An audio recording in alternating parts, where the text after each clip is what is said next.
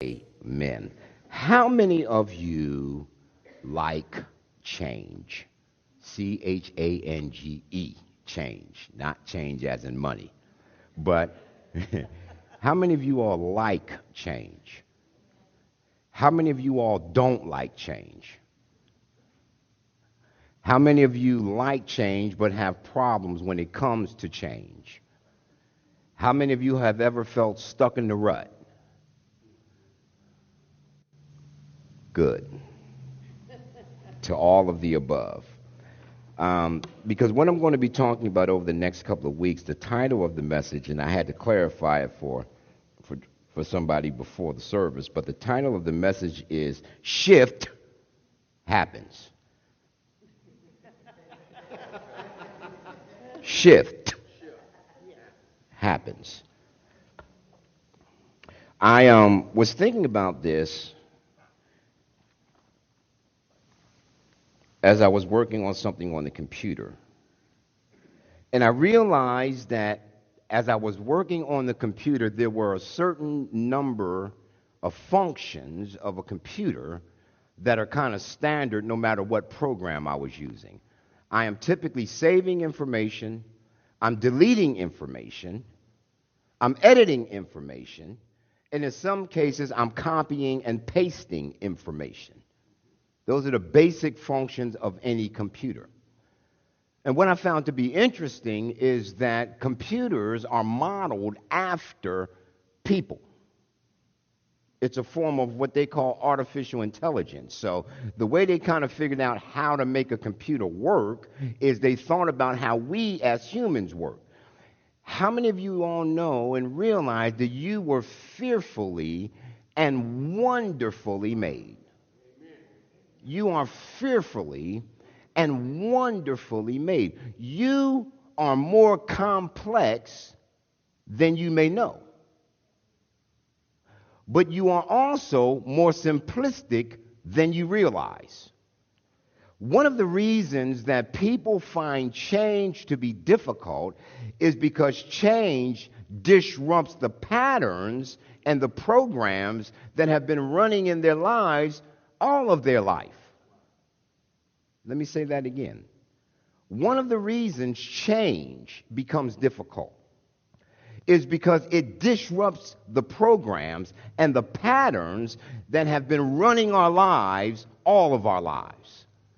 And I don't know if you realize this, but the essence of walking with Jesus is about change. Let me say it again. The essence of walking with Jesus is about change. He's not going to leave us where he found us. Christianity is all about change. Look at the person next to you and tell them, you might not like to change, but you're changing. I realize that every time I look in the mirror, I'm changing. But what I want to look at in this particular message is you being the key to your change, because you are the key to your change. A lot of people think God is. You are the key to your change, because nothing can change in your life unless you're cooperating with God to bring about the change. Oh, y'all stay with me. Romans chapter 12, which read for us, says, I therefore urge you, brothers, in view, and sisters, in view of God's mercy, to offer your bodies as living sacrifices that are holy and pleasing to God. This is your reasonable way for you to worship. But it's verse 2 that I really want to look at, because it says, do not be conformed to this world, but be transformed by the renewing of your mind. Be not conformed to this world, but be transformed, changed by the renewing of your mind. No change can take place unless our mind is being renewed. No change can take place unless our mind is being renewed. You have to change the way you think, which isn't always as simple or as difficult as we make it out to be. Ephesians chapter 4 says this. I'm just going to read verses 22 and 23. It says that you put off concerning the former conversation the old man, which is corrupt according to the deceitful lust, and be renewed in the spirit of your mind. Now, here again, change is being talked about. It's being talked about in the context of something being renewed. Here, it's referencing be renewed in the spirit of your mind. Y'all stay with me. This is just all foundational. We're getting ready to dive a little bit. How many of you all can swim? How many of you all can't swim? Oh, I wish I had some life jackets because we getting ready to dive. You ready?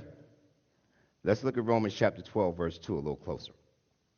Do not be conformed to this world, but be continually transformed by the renewing of your mind, so that you may be able to determine what God's will is, what is the proper, pleasing, and perfect will of God, implying without being transformed by the renewing of your mind, knowing what the will of God is pretty difficult. How many of you all want to know the will of God and do the will of God? Don't be conformed, but be transformed. Those two words are very interesting. Conformed and transformed. To be conformed to something means that you are being fashioned or conformed to the same pattern as something else. You're being conformed to something that's external to yourself. To be transformed, on the other hand, is to be changed from the inside out. You see the difference?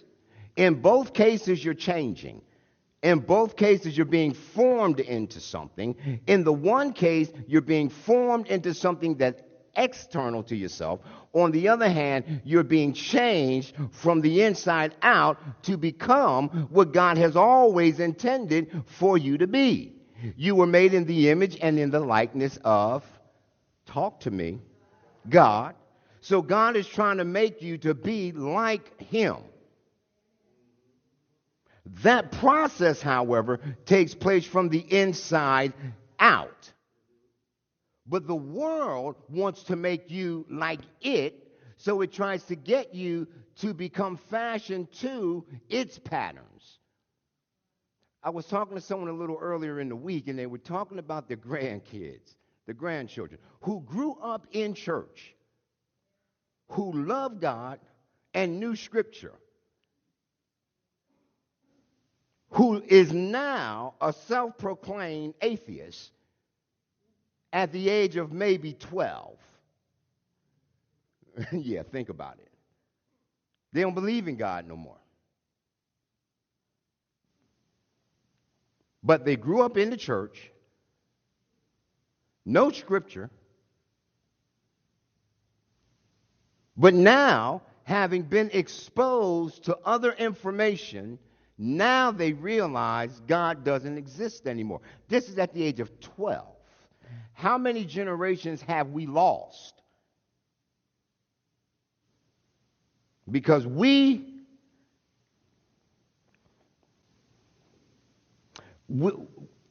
are somewhat skeptical about anything that any kind of discipline comes across, especially if it's presenting information that within our Christian context we're not real comfortable with. Which is why the church and faith has such a problem when it comes to understanding and accepting science. Because we always think science is opposed to faith, and it's not. What's being discovered through science and through the sciences, they're discovering how stuff works. By faith, we understand who created the stuff. They're trying to figure out how it works. Did you get that? So they go off and they start learning about biology and cell reproduction and how certain aspects of humanity and certain aspects of creation are changing and developing. And then the church, because it feels threatened on its position of creation, just denies it all. Stay with me. We just deny it all. Especially when it starts getting into areas of the mind. Somebody say the mind. But the scripture says that we will be transformed by the renewing of what? The mind. So do you think it might be a good idea to understand something about the mind? People say, I don't want to know nothing about my mind. I can tell.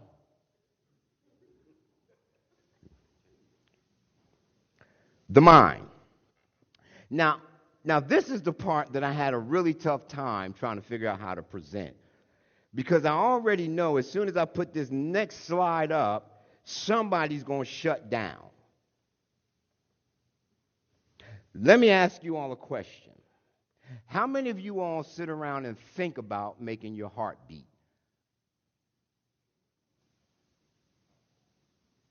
So it's impossible. How many of you all have ever found yourself driving and taking a trip only to have driven 30, 35 minutes, and then all of a sudden you say, man, I don't even remember the past 30, 35 minutes. You just drove. Anybody ever had that experience? Or you're sitting there and you're watching TV and you totally zone out, and then somebody says something to you, and you say, oh, I'm sorry, I was somewhere else. How many of you all have ever had that happen? How many of you all have ever been sitting in church and the preacher be preaching, and then all of a sudden you say, I have no idea what he's talking about. I was zoned out.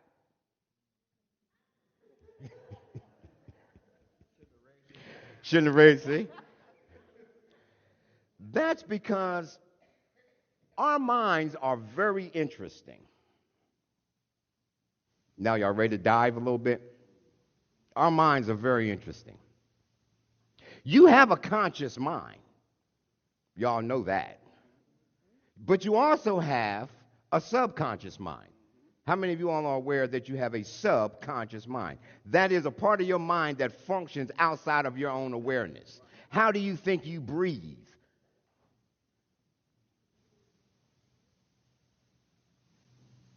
Something is regulating your life. That's on the inside of you. Oh, don't worry, I got scripture to back me up, so I'm okay. You have a conscious mind, and you also have a subconscious mind.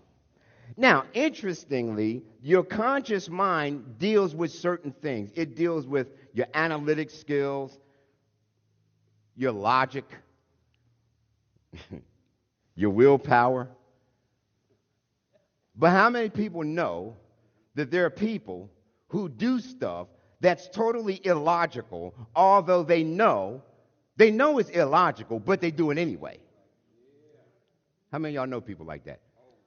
And they can sit and tell you the reasons why they shouldn't do it. Logic tells them they know in their mind it's wrong, but they do it anyway. How many of y'all know people like that?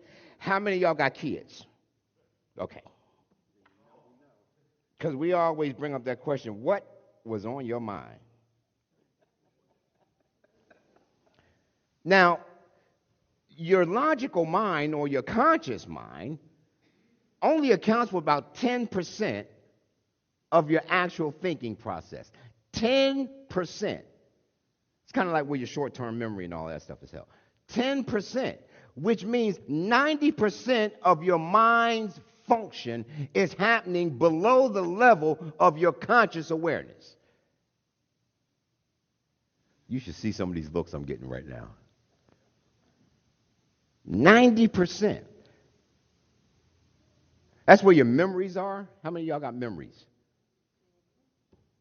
Your beliefs, your habits, your self-concept, your emotions. All of this is happening below the level of your conscious awareness. which is why change is difficult to do.